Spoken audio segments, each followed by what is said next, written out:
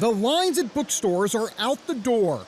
People waiting to get a signed copy of the New York Times #1 bestseller, The Liberty Amendments by Mark Levin. We're unmoored from the Constitution, and people see it. The radio talk show host and constitutional scholar says he's fed up with 100 years of what he calls growing authoritarianism from liberals. We're fighting for our society and the Constitution. What are they fighting for? To take it all away from us. We know what's going to happen in situations like this. The government becomes more coercive, more tyrannical. The circle of liberty around each individual gets smaller and smaller. And now Levin has used his pen to come up with a states' rights federalist solution. He believes the answer to the problem of bigger and bigger government resides in Article 5 of the Constitution, where it says that 2/3 of the states, that's 34, would need to call conventions to propose amendments to the Constitution. And then 3/4 of the states, that's 38, would need to approve those amendments. It's not an easy proposition.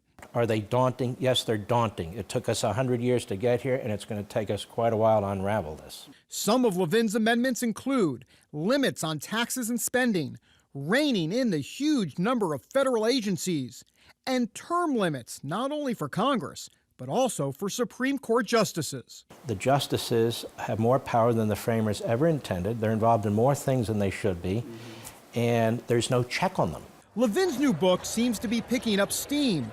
Besides being a #1 bestseller, a group called Citizens for Self-Governance has started a Convention of the States Facebook page, and there's more. I've read a book called The Liberty Amendments. And Senator Tom Coburn became the first senator to voice his support for Levin's idea. I used to have a great fear of a constitutional convention. I have a great fear now of not having one. But Levin is quick to point out that this is not a constitutional convention where our founding document can just be changed on the spot. Any proposed amendments must still be approved by 3/4 of the states.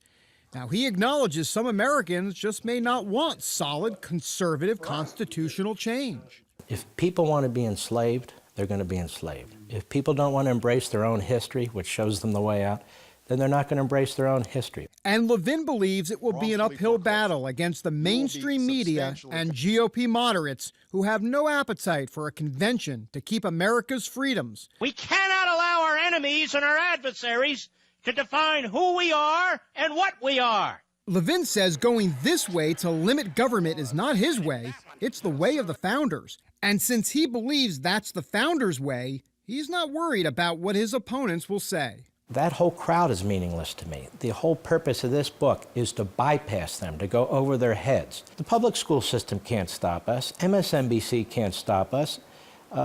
Ossified Republicans can't stop us. Only we can stop us. David Brody, CBN News, Washington.